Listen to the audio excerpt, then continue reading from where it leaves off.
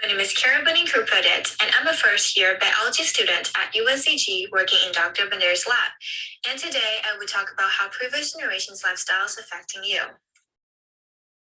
Your grandparents were exposed to thousands of chemicals every day as they grew between the 1950s and 1960s, including bisphenol A or BPA. Plastic bottles, food packaging, children's toys, medical devices, and even female menstrual products all contain BPA.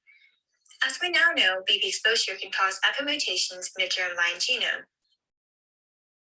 The epigenome is located directly above DNA in our cells. It decodes the information provided by DNA and determines whether the genes for which DNA codes are turned on or off. When the epigenome is exposed to specific substances, however, mutation can arise, changing which genes turn on and which genes turned off. This is significant in and of itself when it comes to the induction of diseases. However, researchers have indicated that certain substances can produce epi-mutations in individuals' egg or sperm cells. This means that substances like BPA can alter an individual's epigenome, which can then be passed down to their children. This indicates that the chemical's effect is transgenerational. BPA is only one of the millions of chemicals that people come into contact with every day. Perfluorooctane sulfonic acid, or PFOS, is a novel environmental contaminant that has become environmentally relevant in the last 2 decades. Non-stick cookware, stain-resistant products, carpets, furniture, and electronics are all known to contain PFOS.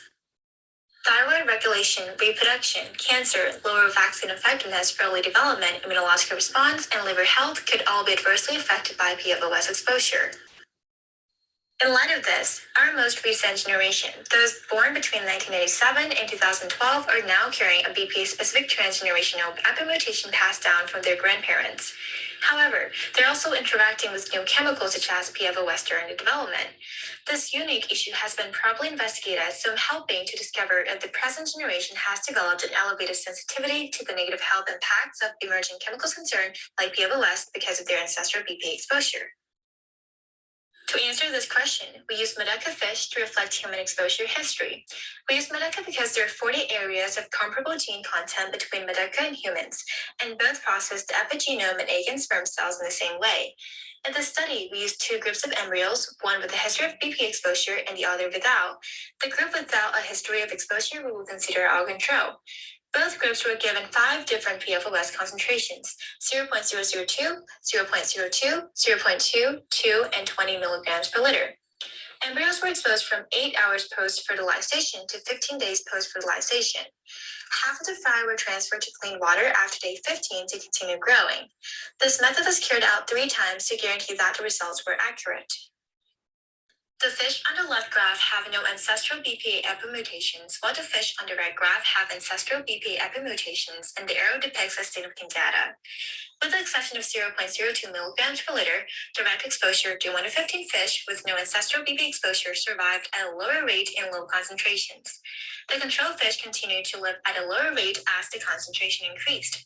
This is opposite of our predictions. Because this was not what we expected, we looked at the rates of mortality in the fish after exposure from day 15 to 35. We discovered that the ancestral BPA fish survived at a higher rate in the 0.002 and 0.02 milligrams per liter following direct exposure. Non-ancestral BPA fish, on the other hand, survived at a lower rate at 0.2, 2, and 20 milligrams per liter. We wanted to know why there was a change happening in low concentration where ancestral BPA fish are increasing in rate of mortality after direct exposure. So we looked at the phenotype, and we saw that there was a phenotype in residual yolk that has a significant increase in ancestral BPA in the 0.002 and 20 milligrams per liter, and the non-inflated swim bladder that has a significant increase in ancestral BPA of 0.002 and 0.02 milligrams per liter. But we also saw a non-significant increase in rate of occurrence in all concentrations. Here, the spinal curvature has a significant increase in ancestral BPA in 20 milligrams per liter. However, there is a non-significant increase in all concentrations except 2 milligrams per liter. And finally, pericardial edema has a significant increase in ancestral BPA of 0.002 milligrams per liter. Similar to spinal curvature, there is a non-significant increase in all concentrations except 2 milligrams per liter. The information that we found is very interesting, and we will continue to look for the answer to this change in mortality rate following direct exposure. However, we have found that the lowest environmentally relevant concentration increased the detrimental health effects in the ancestral BPA group. We hope that this research will provide the basis for stricter regulations surrounding these chemicals so we can have a better and healthier environment.